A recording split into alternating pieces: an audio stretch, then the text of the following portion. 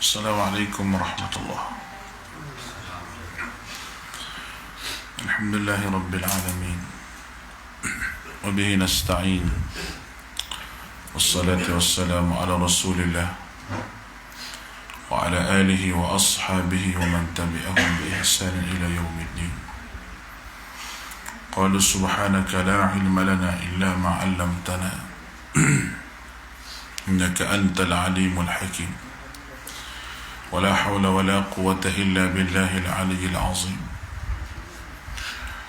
اللهم أصبحنا وأصبح الملك لله والحمد لله لا شريك له. لك الحمد ولك الشكر يا ربي لك الحمد كما ينبغي لجلال وجهك الكريم وعظيم سلطانك. أصبحنا على فطرة الإسلام وكلمة الإخلاص وعلى نبينا محمد صلى الله عليه وسلم وعلى ملة أبينا إبراهيم حنيفا وما كان من المشركين. رضيت بالله ربا وبالإسلام دينا وبمحمد نبيا ورسولا. اللهم فقهنا في الدين وعلمنا التأويل واهدنا إلى سواء السبيل. ربي يسر ولا تعسر بتمم بالخير. Jadi insyaAllah hari ini kita sambung lagi ayat kita daripada ayat yang ketiga hari ini sampailah ayat yang ke-3, 4, 5, 6 insyaAllah. Baik. A'udzu billahi minasy syaithanir rajim. Bismillahirrahmanirrahim. عبس وتولى أن جاءه الأعمى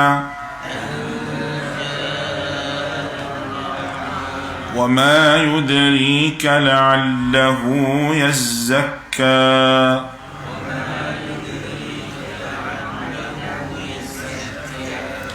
أو يذكر فتنفعه الذكرى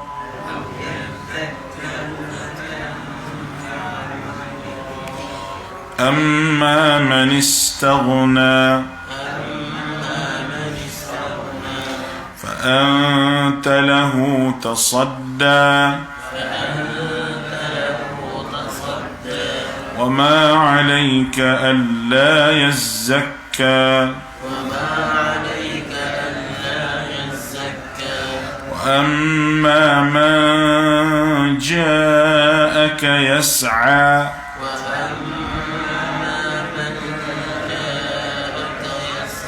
وهو يخشى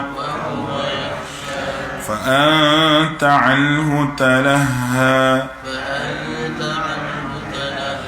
كلا إنها تذكرة فمن شاء ذكره في صحف مكرمة مرفوعة مطهرة بأيدي سفرة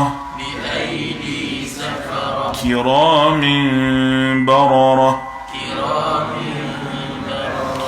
قتل الإنسان ما أكفره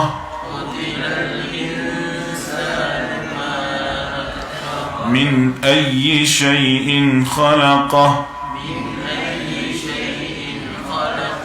من نطفة خلقه فقدره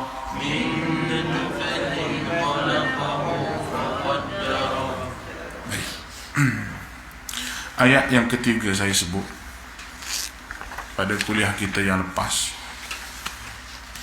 yaitu Allah Subhanahu wa ta'ala telah menyebutkan bagaimana Allah Subhanahu wa taala menggambarkan Nabi kita tak tahu benda gaib.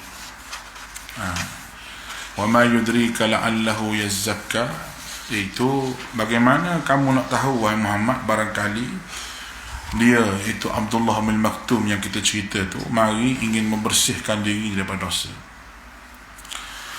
Nabi, Allah Ta'ala tanya, mana kamu tahu, mungkin dia mari itu nak dapat ilmu dan untuk membersihkan jiwa dia. Dan dia, ni di antara saya sebut hari itu, iaitu ni di antara niat untuk seseorang itu belajar agama ni, untuk membersihkan hati. Itu di antara matlamat dia. Seorang yang mengaji, seorang yang belajar macam kita semua ni, duduk baca, tengok dalil Quran ni, adalah seorang yang yatazakka, untuk sama-sama membersihkan hati. Nabi SAW sebut, kullu maulud yuladu al-fitrah. Setiap anak yang lahir ni, maulud yuladu al-fitrah, dilahirkanlah keadaan bersih. Fa'abawahu, ibu bapa lah yang mencorokkan dia, nak jadi majusi ke dia, nak jadi Nasara ke, nak jadi Yahudi, ataupun nak jadi Muslim. Itu tugas ibu bapa. Jadi oleh kerana kita ni mari dalam keadaan yang bersih dan putih, dan kita akan dibawa balik depan Allah Ta'ala, pastikan bersih dan putih juga. Bagaimana orang bagi pinjam kereta pada kita dalam keadaan yang elok, dengan basuhnya, dengan rimnya tak kotornya, dengan babuknya tidak, dengan wanginya kereta. Tiba-tiba kita hantar kereta pada dia dengan seluknya, dengan kotornya. Jadi orang panggil kuajak lah begini dah. Lain kali kau tak bagi pinjam dah. Lain kali ada tempat lain lagi nak pinjam. Allah Ta'ala bagi pinjam segala-gala pada tubuh kita ni, dengan matanya, dengan telinganya, dengan nyawanya, dengan suaranya. Ini pinjaman daripada Allah. Yang kita kena hantar balik pinjaman pada Allah Ta'ala lah keadaan yang bersih. Sebagaimana kita pinjam kereta kan, hantarlah keadaan bersih. Itu contoh yang boleh kita buat. Aw yadhakkaru fatanfa'ahu dzikra, ayat nombor 4. Atau Muhammad dia ingin mendapatkan pengajaran, lalu pengajaran itu memberi manfaat padanya. Peringatan yang dimaksudkan dalam ayat ni itu ayat-ayat Quran. Abdullah bin Maktum radhiyallahu an mahu datang ke Nabi ni, dia nak ilmu daripada Nabi sallallahu alaihi wasallam sebagai peringatan kepada dia. Peringatan ni satu benda yang besar kepada manusia, kerana manusia yang boleh diberi peringat berkenaan dengan wahyu Allah Subhanahu wa taala adalah manusia yang betul-betul ambil pengajaran daripada Quran. Manfaat pada diri yang begitu besar kalau dia ambil pengajaran yang betul daripada Quran. Sebab itu Allah Ta'ala sebut Al-Quran dengan nama Adz-Dzikr. Inna nahnu nazzalna adz-dzikra wa inna lahu lahafizun. Inna nahnu nazzalna adz-dzikra, sesungguhnya kami menurunkan Al-Quran sebagai Adz-Dzikr, wa inna lahu lahafizun, dan kami jaga Quran. Itu jaminan Allah Ta'ala. Jaminan Allah Ta'ala bahawa Allah Ta'ala akan jaga Quran walaupun macam mana sekalipun. Jadi kita ni yang duduk dalam keadaan yang ambil Quran sebagai pedoman, dia rasa yakin dengan ambil Al-Quran, sebab Al-Quran ni dijaga oleh Allah Ta'ala, tidak dijaga sebagaimana kitab-kitab yang lain. Kitab-kitab selain daripada Quran ni tak ada penjagaan daripada Allah, tapi Quran dijaga oleh Allah. Jadi sebut Quran sebagai nama Adz-Dzikr. Adz-Dzikr maknanya peringatan. Baik. Tapi yang boleh manfaat itu bagi mereka ambil peringatan sajalah. Al-Quran sebagai Adz-Dzikr, sebagai barang untuk manusia ambil peringatan. Siapa yang dapat manfaat? Manfaatnya kepada manusia ambil peringatan. Manusia hidup dalam keadaan tak ambil peringatan pada Al-Quran, dia tak dapat apa. Hidup gitu. Makan, minum, tidur, makan, minum, tidur, mampu begitu. Turun kubur dengan tak tahu Quran. Turun kubur dengan tak reti Quran. Dia duduk kalut nak suruh orang baca Quran ke dia. Kalau mati baca Quran. Ada lagi ambil upah baca Quran ni, ada lagi dikubur. Bila mati ambil upah baca Quran 40 hari ke 10 hari ke baca Quran di kubur, dapat duit. Orang panggil tunggu kubur, dia panggil. Amalan ni ada lagi orang Melayu betul-betul tidak menepati sunnah Nabi, tak menepati sunnah Nabi SAW. Mana ada zaman Nabi duduk tunggu-tunggu kubur begitu? Tak ada. Kita duduk di surau, kita duduk di rumah kita, duduk di mana-mana, kita berdoa pada orang mati itu sampai. Kita duduk doa pada orang mati itu dah sampai pada orang mati.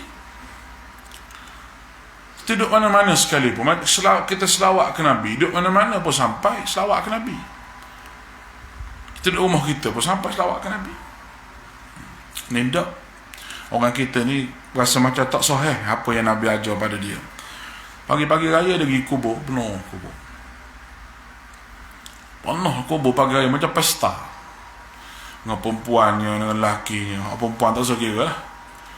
Nak pakai, nak bincunya. Lembu tengok bergerang. Seorang tengok kan tak. Dengan lahir licin, dengan kening, atur, macam-macam pergi di kubur. Apa kefaedah ke perempuan ke kubur tak tahulah. Tidak ada satu riwayat pun kita kata orang perempuan nak pergi ziarah kubur. Sebab ia tak payah pergi. Tak payah pergi. Kalau dia tu ada fitnah di kubur tu tak payah pergi. Bila orang ramai tu fitnah. Orang ramai tu fitnah. Masuk di kubur dengan tidak ikut sunnahnya. Kawan ni bawa tikar, kawan ni bawa bunga. Nabi masuk kubur, Nabi buang selipar. Capal Nabi tu, Nabi kepit. Dia ketiak Nabi. Ada satu riwayat Abu Hurairah pegang selipar Nabi. Dia nak pegang selipar Nabi. Nabi bagi dia pegang selipar Nabi. Kalau kubur tu berbatu, yang mana tidak ada batu-batu tajam, tidak ada duri, bolehlah buang selipar. Kalau kubur Masjid Gulang kita ni dengan duri semalu, dengan apa dah, maka tak bolehlah kita tak pakai selipar. Kita kena pakai selipar. Tu tengok keadaan lah. Tapi kalau kubur di kampung saya tu, tanah pasir, tanah pantai, jarang sekali duri-duri duk ada tu. Kita bolehlah ambil tak pakai selipar. Sebab sunnah Nabi SAW gitu.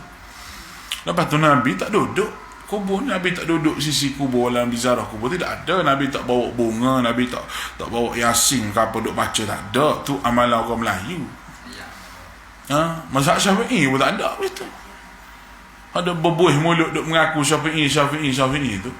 Tak ada mazhab Syafi'i. Kita cari. Kalau ada kita pun nak ikut.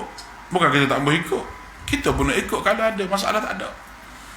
Tapi dia duduk bawa ayat apa, duduk ramai-ramai 2, 3, 4 orang dengan anak-beranak dia, hari raya duduk baca yasin. Tak ada faedah duduk buat benda-benda yang Nabi tak ajar. Kita kena balik pada matlamat asal. Matlamat asalnya ziarah kubur ni tudzakkira bil maut, untuk ingat mati. Untuk ingat mati, itu nombor satu. Maka kalau kita pergi di kubur, kita sendiri pun tak ingat mati. Allah, budak-budak zaman hari ni pergi selfie di kubur. Rindu Tok Wan, dia kata, ambil gambar batu nisan saja, selfie, masuk Instagram, nampak. Allah, tu lagi bahaya, tu lagi fitnah. Jadi sebab apa jadi begini ni? Sebab tak mengaji. Ataupun mengaji tapi ada jenis ustaz-ustaz ke apa kok sebut bahawa tak ada masalah benda ni. Tak ada masalah macam mana? Kita kena sebut sebagaimana apa yang Nabi sebut. Allah, sebab tu Nabi pergi ziarah kubur tengah-tengah malam. Dia tak ziarah tengah-tengah hari, pagi, tengah-tengah malam.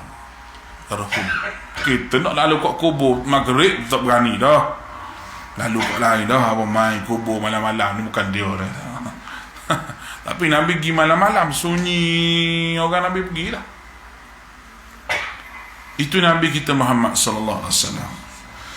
Allahu akbar. Jadi berbalik pada cerita kita ni, lalu Al-Quran memberi pengajaran, dan Abdullah Ummul Maktum yang mari pada Nabi ni betul-betul nak kepada pengajaran.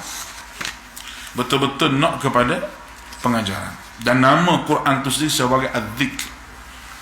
Inna nahnu nazzalna 'alaikal qur'ana tanzila. Allah Ta'ala sebutlah surah Insan. Nahnu nazzalna 'alaikal qur'ana tanzila. Allah Ta'ala buat turun Quran untuk apa? Untuk manusia ambil peringatan. Tapi manusia Allah Ta'ala sebut fasbir li hukmi rabbi. Kena sabar dengan apa yang Tuhan tentukan.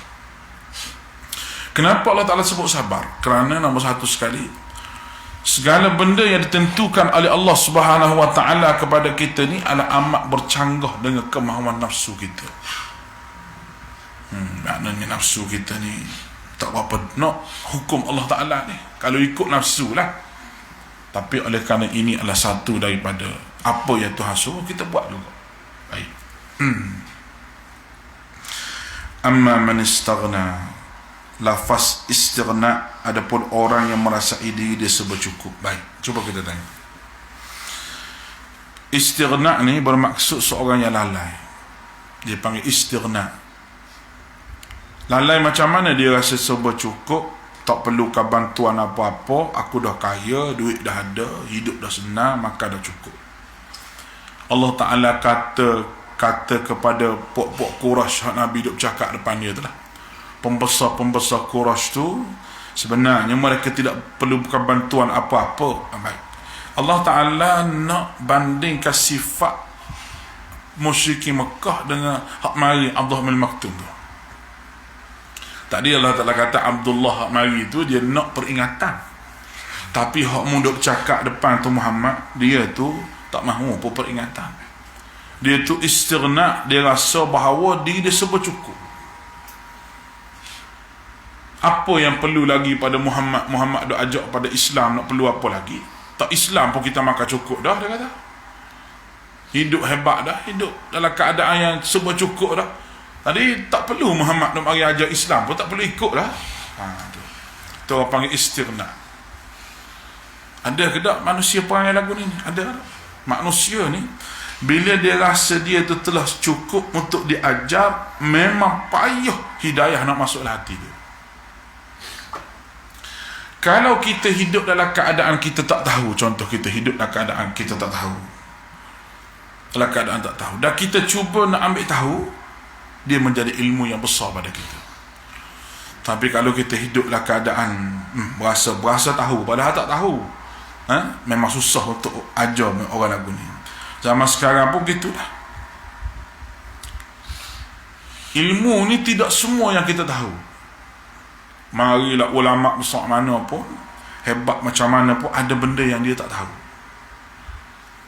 Bila orang lain sebut, orang lebih tahu pada dia, yang dia buat tu benda yang tak ada kena mengena dengan agama, dia kena terima lah. Contohnya ustaz-ustaz ke, pendakwah ke, tiba-tiba ada orang bagi tahu apa ni, Nabi tak ajar ni. Dia kata, saya mengaji tak jumpa, dia kata, apa yang awak sebut ni. Tiba-tiba awak ni boleh sebut bahawa benda ni Nabi tak buat. Dia kata, ni hadis, dalam hadis Bukhari ni, Nabi sebut begini. Maknanya dia kena terima lah. Sebab ada benda yang dia tak tahu. Tetapi kalau seorang tu rasa bahawa diri dia serba cukup dan serba tahu, memang Allah Ta'ala tidak akan beri ilmu kepada dia. Maka orang Quraisy yang nak jumpa Nabi, yang Nabi bercakap dengan dia ni, bukan dia nak belajar sangat, bukan dia nak tahu sangat, tapi cuma nak berdebat. Nak berdebat dan nak dengar dulu apa yang Nabi sebut. Lepas tu dia buat isu, dia pun tabligh. Perangai musyrikin Mekah, perangai orang kita pun begitu juga. Kadang-kadang bukan nak dengar sangat pun, tapi nak ambil poin untuk kita tembok balik dia. Untuk tembok balik dia. Macam-macam poin orang ni, dia nak Allah, dia nak ambil sikit benda je, apa dia duduk putar video tu. Macam saya jawab pada seorang ustaz tu, kita jawab bab dia sebut tak boleh nak, dia kata boleh kita nak minta dengan orang mati. Saya jawab dah, saya kata tak boleh minta dengan orang mati, tak boleh minta orang mati. Dan saya sebutlah tawassul begini yang betul tu, sejam lebih saya ceramah. Dia pergi ambil video saya tu, dia pergi kerak tempat saya kata tak boleh bertawassul. Saya kata tak boleh bertawassul dengan orang mati. Dia kerak situ, dia kata ustaz ni halang orang daripada tawassul, sedangkan Imam Bukhari sebut boleh. Dia kata Memang ada hadis lah tawassul dengan amal baik kita. Dia pergi letak video ustaz tu satu lagi. Lepas tu satu hal lah, dia pergi balik video saya tu. Video saya duk gini, saya minum dengan tangan kanan. Dia balik video tu supaya nampak saya minum dengan tangan kiri. Aku pakak duk menyumpah bawah tu. Dia kata, ustaz apa minum tangan kiri? Dia kata begini-begini. Kita beringat sungguh minum ni tengah ceramah, ada kamera, ambil tangan kanan. Dia boleh balik video kita tu supaya nampak minum tangan kiri. Allah. Kita duduk dengar salah-salah kata, Tuhan nak bagi pahala kita banyak. Tuhan nak bagi pahala banyak pada kita. Dan saya telah sebut bahawa saya minum tangan kanan dan boleh tengok video penuh dia. Seorang sunnah dia rakam video penuh, boleh tengok apa yang saya cakap selama 1 jam, selama lebih kurang 50 minit tu, apa yang saya cakap, dengar sampai habis. Tu nak beritahu orang, nak cari salah orang. Tu orang panggil musyrikin Melayu. Tadi musyrikin Mekah. Perangainya sama, dia nak cari helah. Sebab tu bila Nabi naik Isra' Mi'raj, Nabi pergi Isra' Mi'raj, dia rasa bahawa boleh lawan Nabi dengan isu Isra' Mi'raj ni, boleh lawan sungguh. Nak lawan Nabi dengan isu Isra' Mi'raj ni satu benda yang sedap untuk lawan Nabi. Sebab apa? Ada isu. Mana ada orang naik ke langit. Nak naik ke langit tu tak apalah. Ni hak pergi daripada Mekah nak pergi ke Palestin, nak duduk berjalan bulan-bulan, Muhammad boleh pergi 1 malam. Dia kata. Boleh jadi isu yang besar. Tapi sahabat hak duduk dengan Nabi ni, dia percaya ke Nabi kerana iman dia tu jenis tasdiq, jenis membenarkan. Iman dia jenis yakin sungguh, membenarkan sungguh. Iman dia tu, dia bukan sebut Muhammad Rasulullah saja, tapi dia ada keyakinan bahawa Nabi tu Nabi dia, dan perkataan dia keluar daripada mulut Nabi tu betul. Orang kita hari ni sebut Muhammad Rasulullah tapi tak yakin dengan Nabi. Dalil kata di mana kata tak yakin dengan Nabi? Kalau awak yakin dengan Nabi, awak ikut sunnah Nabi. Semaya cara Nabi, baca cara Nabi, hidup cara Nabi, meniaga cara Nabi. Kenapa awak ambil cara lain? Kenapa awak rasa bahawa tok guru awak ni lebih besar lagi, ajar lebih daripada Nabi? Makna awak kata Muhammad Rasulullah tapi awak tak yakin Nabi sebagai Nabi. Kalau semaya tak ikut cara Nabi, wirid tak ikut cara Nabi, wirid lepas sembahyang ni astagfirullah. Nabi aja gitu je.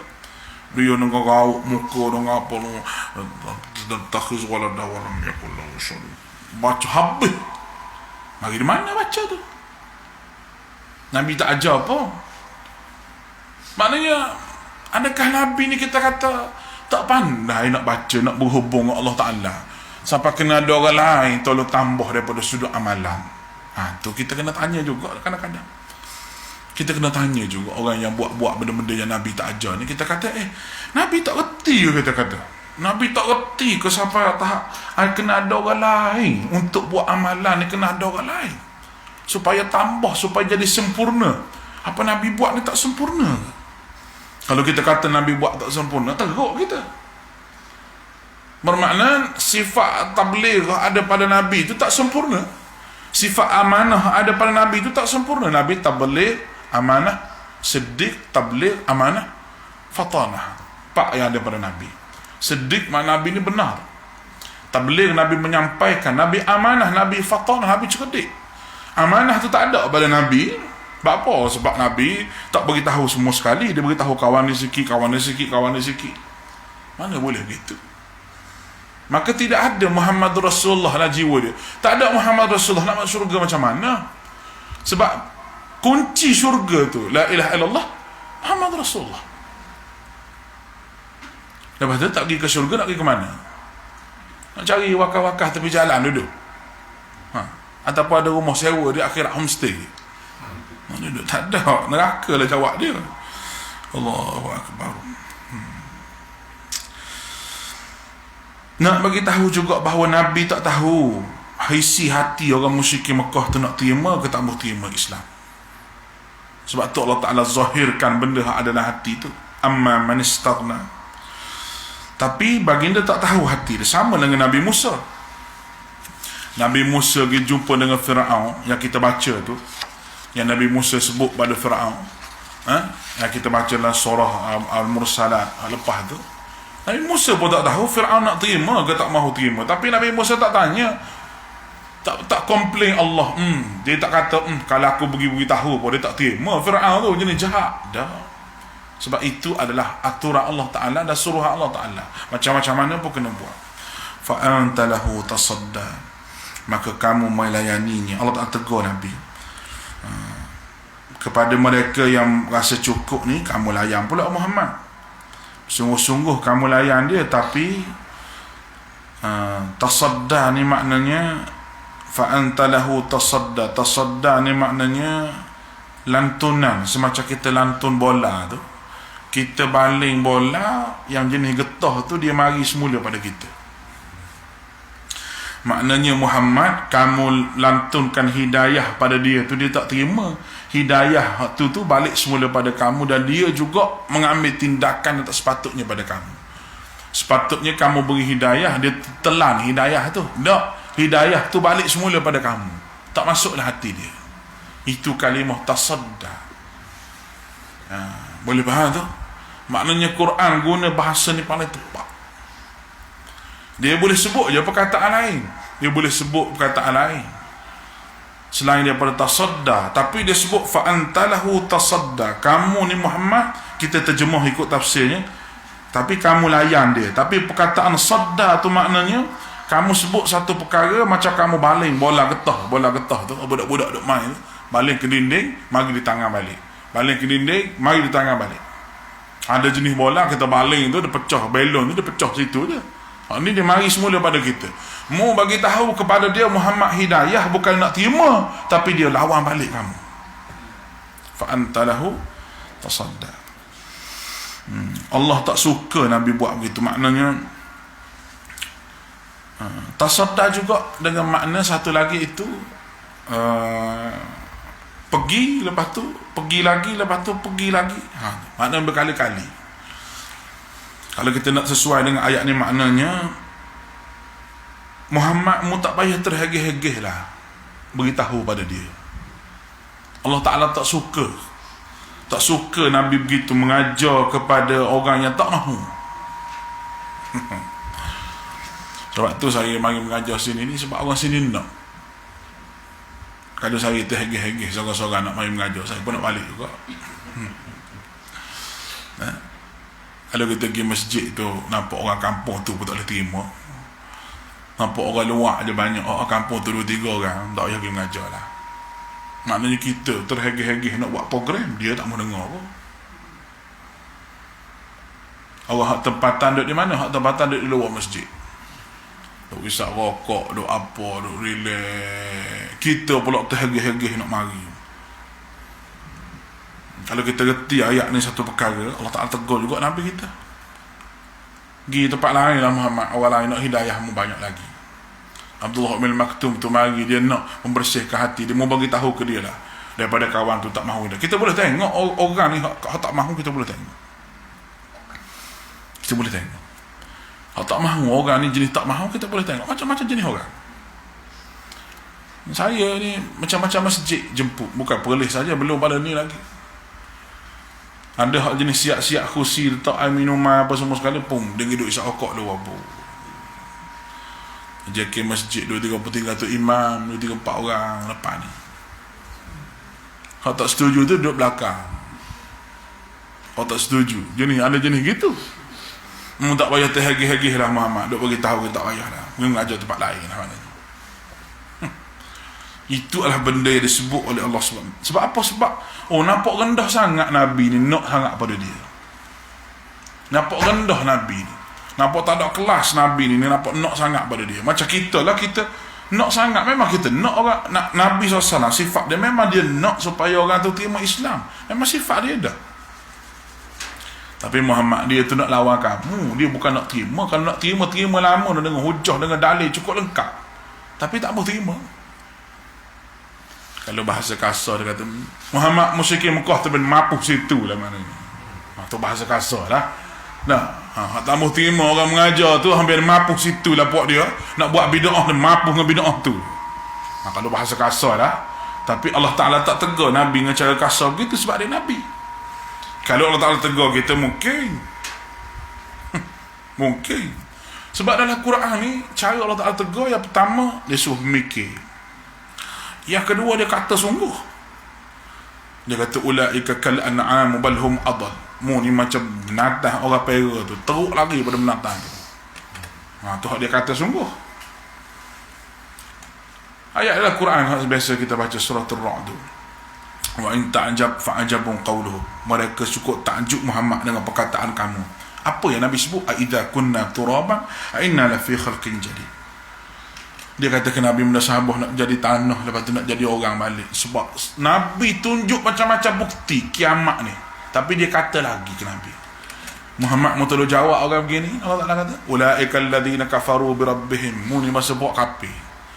Wa ilaikal aghlalu fi a'naqihim. Aku nak belenggu tangan tekak kamu akhirat esok. Wa ulaika ashabun nar. Mampus dalam neraka lah mu.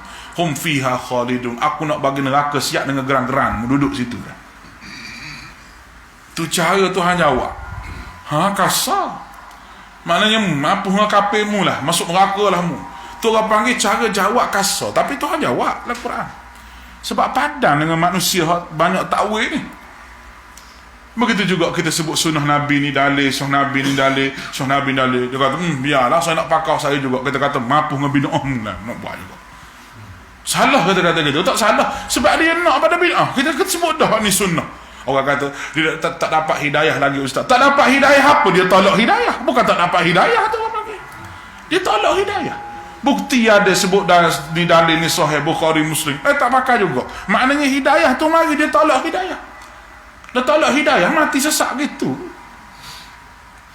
Jaga pok kita ni.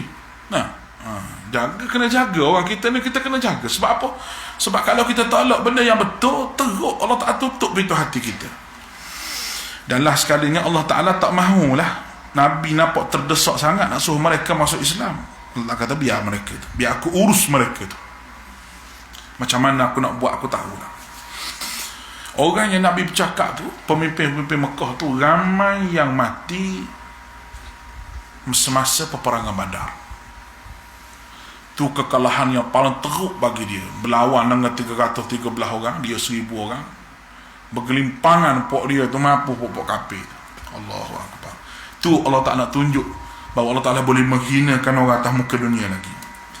Tapi Nabi kita Muhammad SAW, kita sebutkan dah tadi bahawa dia nak supaya orang beriman ramai. Sebab itu niat dia baik. Dan Nabi SAW tak tahu pun dia panggil lagu tu. Apabila Allah Ta'ala zahirkan apa yang ada pada musyrikin Mekah tu, barulah Nabi tahu.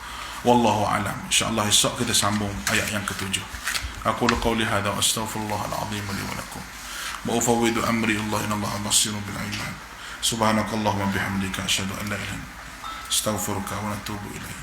Wa sallallahu ala Muhammadin wa ala alihi wa sahbihi ajma'in.